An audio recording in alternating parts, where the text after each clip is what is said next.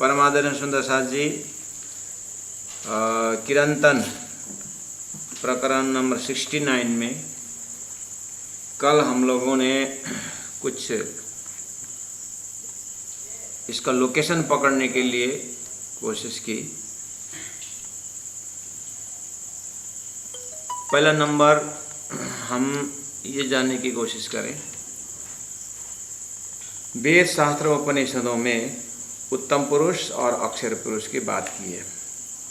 अब उत्तम पुरुष अक्षर पुरुष के बाद क्षर पुरुष है, और क्षर पुरुष हमें संबंध पकड़ना है। पहला नंबर, उत्तम पुरुष और अक्षर पुरुष में क्या फर्क है? तो शास्त्रों में कहा गया है कि उत्तम पुरुष अक्षरातीत परब्रह्म परमात्मा के सच्चिद आनंद अनंत अद्वैत साकार प्रेम जीवन सुंदर, इस तरह से 9 गुण संपन्न शास्त्रों ने परब्रह्म परमात्मा के विषय में कहा है। अब वो उत्तम पुरुष के सच्चिद आनंद आनंद 9 गुण में से खाली सत को पकड़ लीजिए।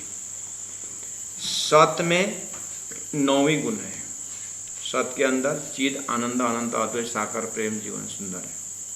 फिर चित्त को उठाइए, चित्त के अंदर सच्चिद आनंद अनंत, एक में 9 गुण देखिए। ठीक है, इस तरह से देखने के बाद आपको क्या हुआ, 9 गुण ऐसे ओतप्रोत हो गए। 9 गुण अपने आप में ओतप्रोत हो गए। ठीक है, अब आप खाली सदगुण को उठाओ। आया तो 9 गुण आया, सत के अंदर 9 गुण ही आया, और सत गुण के अंदर 9 गुण आया। लेकिन सत को उठाइए, उसको अनेकों कला, जैसे मान लीजिए कि सागर के अनंतों लहर, सूर्य के अनंत रोशन किरण, उसमें से एक किरण को उठाइए, उसमें से एक सागर में से एक लहर को उठाइए, एक लहर को उठाइए। वो ऐसे ही समझ जाइए, परब्रह्म के सत के अनेकों कला में एक कला मानते हैं अक्षर ब्रह्म को। इसीलिए अक्षर ब्रह्म है और अक्षरातीत पूर्ण ब्रह्म है। ये 2 एस्पेक्ट आप पकड़िए। इसमें क्या हुआ, सागर के अनंत बूंद में एक बूंद जस्ते मानिए, तो इसीलिए, लेकिन सच्चिदानंद गुण में वो गुण पर्याप्त है, गुण है। इसीलिए क्वांटिटी और क्वालिटी, क्वांटिटी में फर्क है, क्वालिटी में सेम है।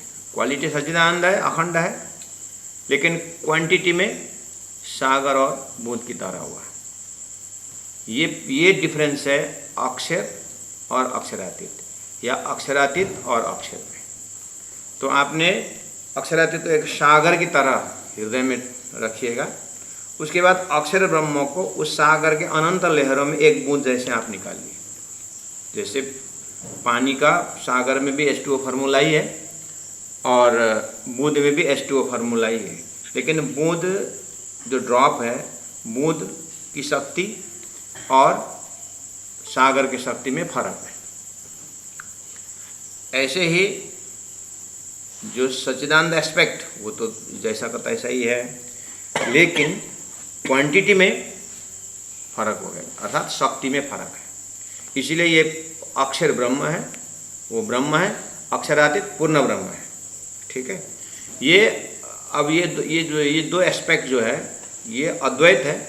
सत के अनेकों कला में एक कला अक्षर ब्रह्म है। अब आप उसको छोड़िए, उस सागर को अपनी जगह में रखिए, वहाँ से अंतरात्मा से आप बूंद को निकाल लिए, अर्थात एक सत एस्पेक्ट पूर्ण ब्रह्म अक्षर ब्रह्म को ले आइए।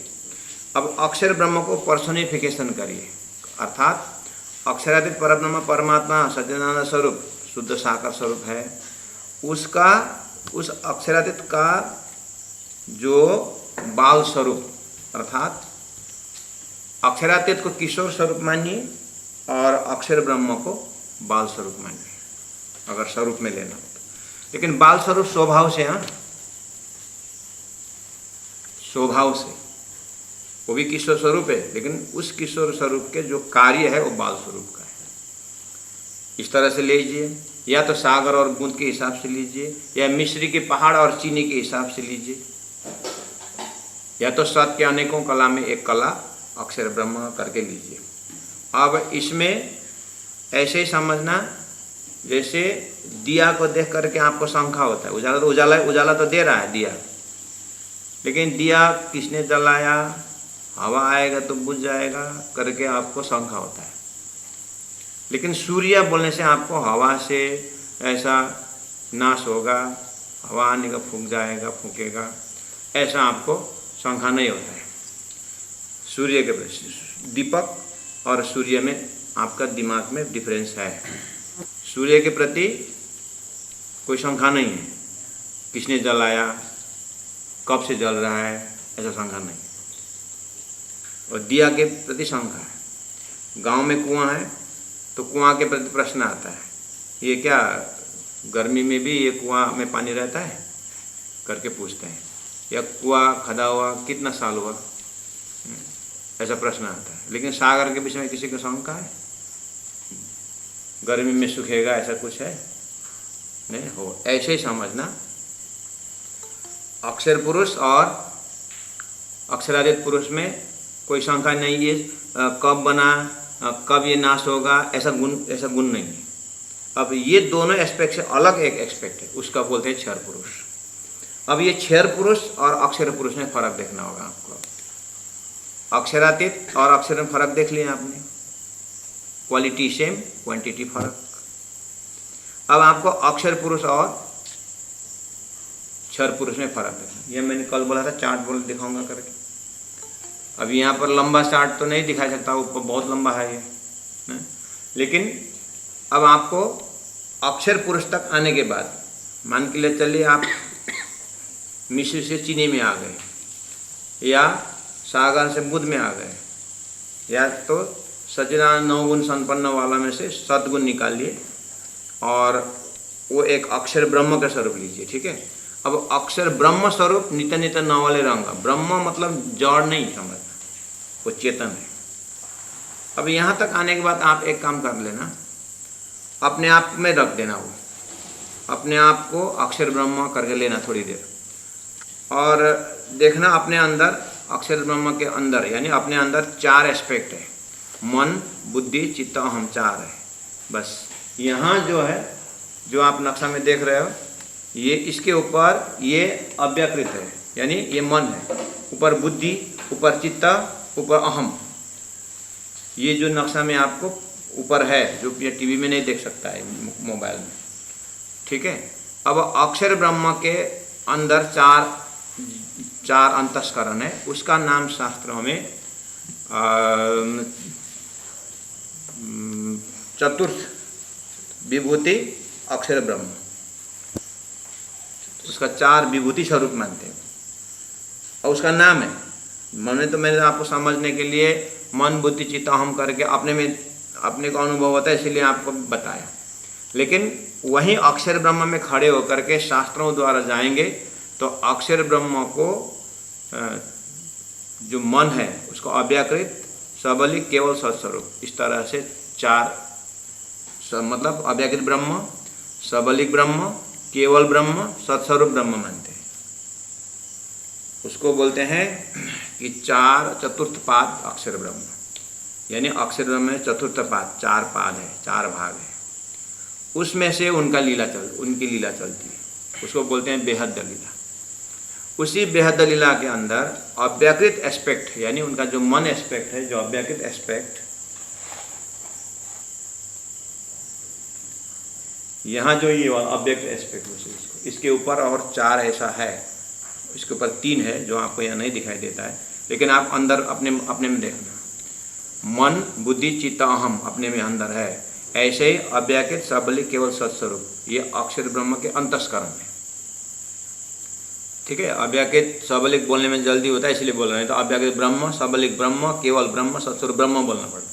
संसार में एक ही ब्रह्म बोलते हैं, 4-5 ब्रह्म हो चुका है।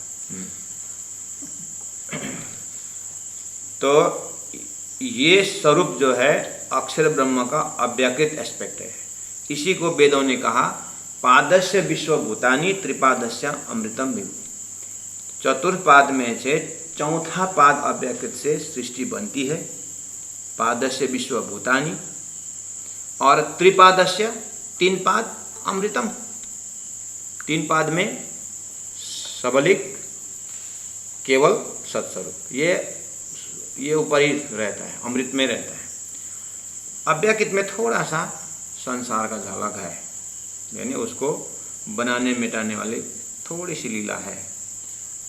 बस इस तरह से बनाने मिटाने की तो होती है, लेकिन कहाँ उसका अव्यक्त एस्पेक्ट में ही होता है। जैसे आपका कल्पना जो है आपका मन में ही होता है, लेकिन वो जागृत के मन में आप कल्पना करते हो ना, वही कल्पना स्वप्न में आता है। ऐसे ही अव्यक्त का तो कभी स्वप्न होने की बात ही नहीं है, इसलिए उनको अव्यक्त एस्पेक्ट में ही, अव्यक्त एरिया में ही उनका कल्पना की लीला होती है। जादू वाला जादू दिखाता है, नींद में नहीं दिखाता है, वो जागृत में दिखाता है। उसको एक अलग तत्व हमको हमारे सामने में दिखाता है। ऐसे अक्षर ब्रह्म का जागृत में सच्चिदानंद लीला के एक अंश होकर के उनका वो लीला बनती है। ये भी आप ऐसे समझना जैसे वो सागर का लहर की तरह है।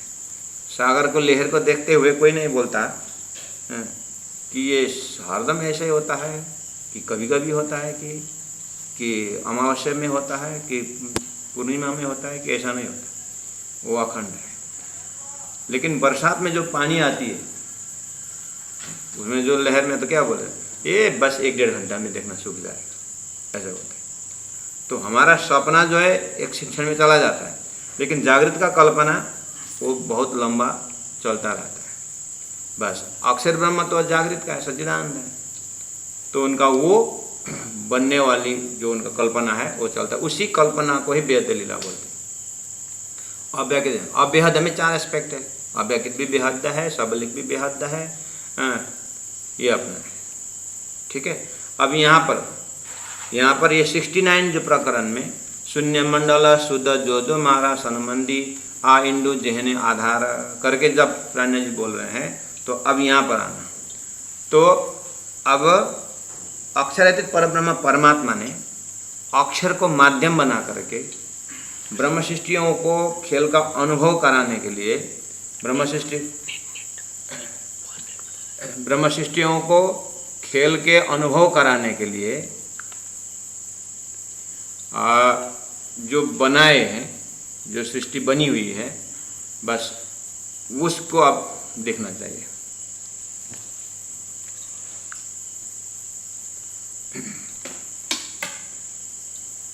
ठीक है। पहला आपने कहाँ तक आए, अक्षरातीत और अक्षर का फर्क देखा आपने। हाँ, उसके बाद अक्षर तक आए। अब अक्षर के अंदर 4 एस्पेक्ट देखा, उसमें से चौथा एस्पेक्ट जो है वहाँ पर उनका बनाने कल्पना, एक मन का कल्पना जो हम बोलते हैं, ऐसे ही आप समझ लेना वो उनका जागृत का है। बस इसी को आधार बना करके अब परब्रह्म परमात्मा का आदेश अक्षर के ब्रह्म के ऊपर होता है। उसी को बोलते हैं मोह अज्ञान भर्मन कर्म काल और शून्य। ये नाम सार निदा के निराकार निरंजन जो करके कहा है, इस नक्शा में ये जगह है। यहाँ जो देख रहे हैं अब ये शुरू होता है, ये अव्यकृत है। अब राजी महाराज ने अक्षर के ऊपर फरामोशी डाले। अक्षर के ऊपर जैसे हम पलंग में जाएंगे, सोएंगे, निद्रा आती है। नींद जब आती है तो हमारा नींद हमारे मन को ढक देती है। निद्रा पूरी तरह हमारे ऊपर आवरण आ जाता है। लेकिन अब उसको हम कैसे दिखाएं? अक्षरातीत क्या आज्ञा बोलो, हुक्म बोलो, आदेश बोलो, फरामशी बोलो, अक्षर के ऊपर हुआ। ठीक है। अब अक्षर ब्रह्म परमात्मा के हुक्म के द्वारा अपना अस्तित्व को भूल करके स्वप्न का ब्रह्मांड में चले जाते हैं। स्वप्न के ब्रह्मांड में चले गए तो अपने ये चारों एस्पेक्ट भूल गए। जैसे हम नींद में जाते समय हमारा अंतस्करण हम सब भूल जाते हैं, स्वप्न में चले जाते हैं। ऐसे अक्षर ब्रह्म द्वारा राज्य के आज्ञा से, परब्रह्म के हुक्म से अक्षर ब्रह्म एक नया ब्रह्मांड दिखते हैं। किस आधार पर? उनका जो जागृत का कल्पना के आधार पर, वो जैसे उनका कल्पना होता तो तदोगत उन्होंने अपना सपना में देखने लगते हैं। तो अब अक्षर और उनका सपना के बीच में एक निंद्रा का आवरण है, अज्ञान का आवरण है। ब्रह्म में अज्ञान, हाँ ब्रह्म में अज्ञान, लेकिन परब्रह्म नहीं बोले ना, परब्रह्म अज्ञान से रहित है। अक्षर ब्रह्म में थोड़ा बहुत ये जो सृष्टि का अंकुर है उसको बोलते हैं संसार का अंकुर, थोड़ा वहाँ पर है, लेकिन थोड़ा। इसी जगह में प्राण्य जी ने कहा है पूर्ण ब्रह्म में कैसे खेल का अंकुर या सपना का अंकुर, वो तो परब्रह्म के आदेश से आया हुआ है, फिर भी अंकुर है। कितना है? प्राण्य जी ने कहा है 1,00,000 पत्ता रखना, उसके बाद बाण से छेदन करना। 1,00,000 बाण, 1,00,000 पत्ता छेद होने के लिए अगर 1 सेकंड लगा, 1,00,000 पत्ते, तो एक पत्ता छेदने में कितना समय लगा? पूरा 1,00,000 पत्ता, पान का पत्ता रखिए, उसके बाण से छेद करिए, उसको पूरा बाण खेल के छोड़िए। तो अब 1,00,000 पत्ता छेदन करके निकलने में अगर 1 मिनट लगा, 1 सेकंड लगा,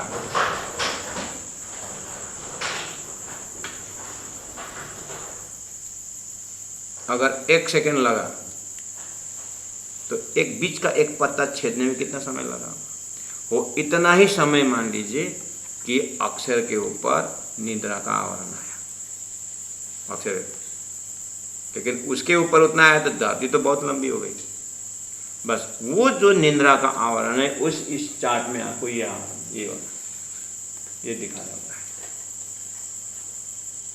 अक्षरातीत के ऊपर, अक्षरातीत ने अक्षर के ऊपर जो फरामोशी डाला, उसका ये है, ठीक है। अब आपको इसको एरिया देखना पड़ेगा। ये पूरा ये एरिया जो है, इसमें आप देख रहे हैं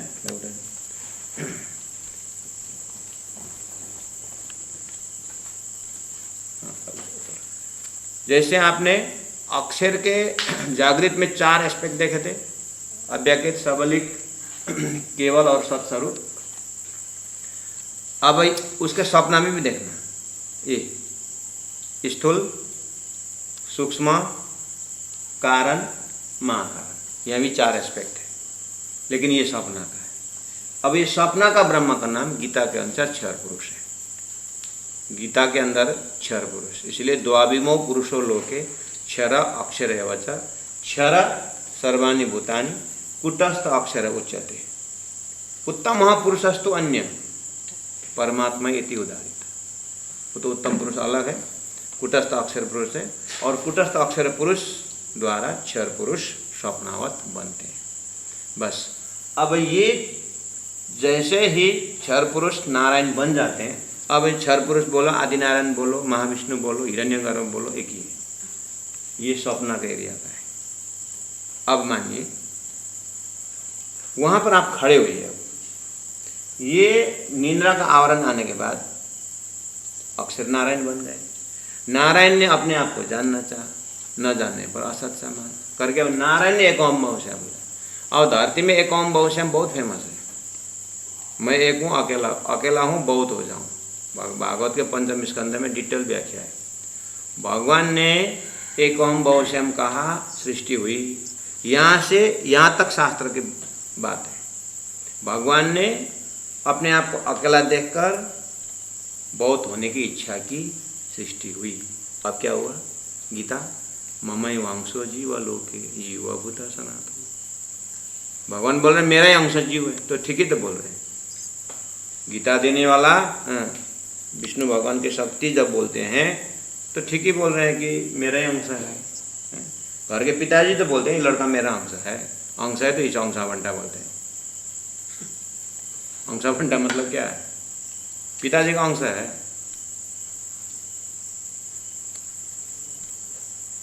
अब अक्षर ब्रह्म ने एक ओम बहुशयम बोलने पर इतने बन गए कि बस ये देखिए ना, कीड़े मकोड़े कितने, सब अक्षर ब्रह्म ने एक ओम बहुशयम बोले, नारायण ने एक ओम बहुशयम बोले तो इतने बन गए। अब यहाँ से नारायण द्वारा शेष नारायण बनते हैं। प्राणनाथ जी ने प्रकट वाणी में एक ही चौपाई बोलते, या में महाविष्णु मन, मन थे त्रिगुण, ताते थिरत सब उत्पन्न। अब सब उत्पन्न हुए ना, अब सब उत्पन्न हुए क्या क्या हुए? शेष नारायण हुए, ब्रह्मा विष्णु महेश हुए, 88 ऋषि महर्षि हुए, 1.25 लाख पैगंबर हुए, सब इसी में।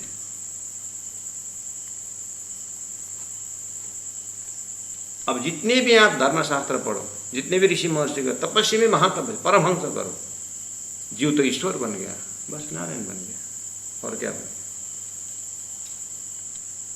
गया। अब जिस तरह से नारायण ने एक ओम बहुशयम बोलने पर सारी सृष्टि होती है, ऐसे अक्षर ब्रह्म का उनकी अनंत वृत्तियां सब उनके सखियां हैं, यानी उनके ही आत्मा है। नारायण की आत्मा है ना सपना का, ऐसे बेहद लीला में अक्षर की आत्मा है। अब अक्षरातीत परब्रह्म के उनकी आत्मा की अपनी लीला है। बस उन अक्षरातीत आत्माओं को परब्रह्म चिदघन स्वरूप ने अपना सत अंश अक्षर ब्रह्म द्वारा जो लीला बनती वो दिखाने की इच्छा अक्षरातीत ब्रह्म, और अक्षरातीत ब्रह्म के अंश सत अंश अक्षर ब्रह्म को अपने अक्षरातीत लीला दिखाने का, ये मैथमेटिक्स है। सत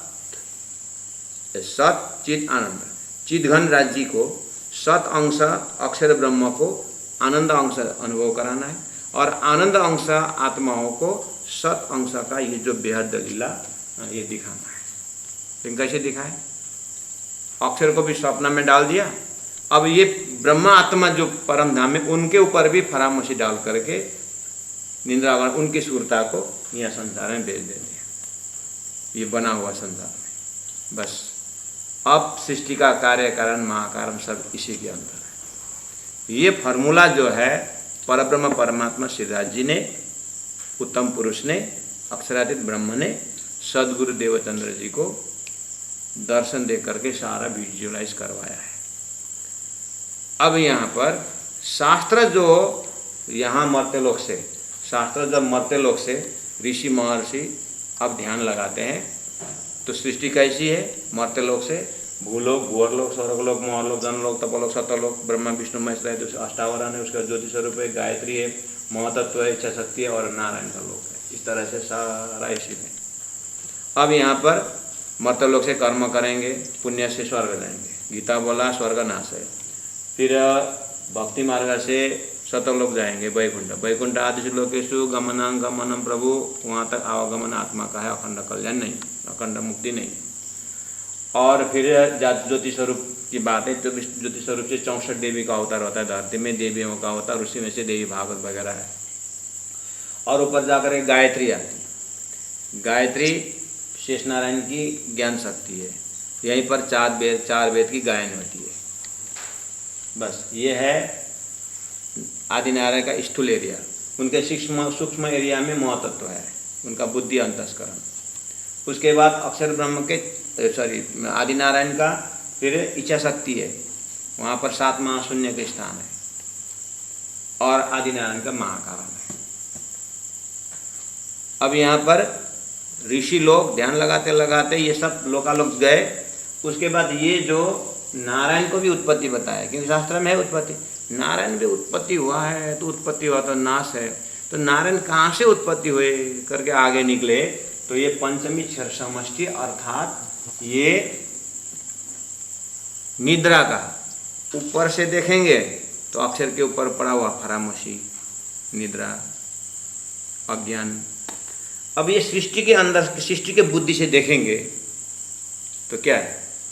आपके सपना के शरीर, सपना के लोग भाई एकदम बुद्धिजीवी, त्यागी, तपस्वी, आपके सपना के जीव एकदम आप तक आने की कोशिश करेगा तो कहाँ तक आएगा? आपके निंद्रा तक आएगा।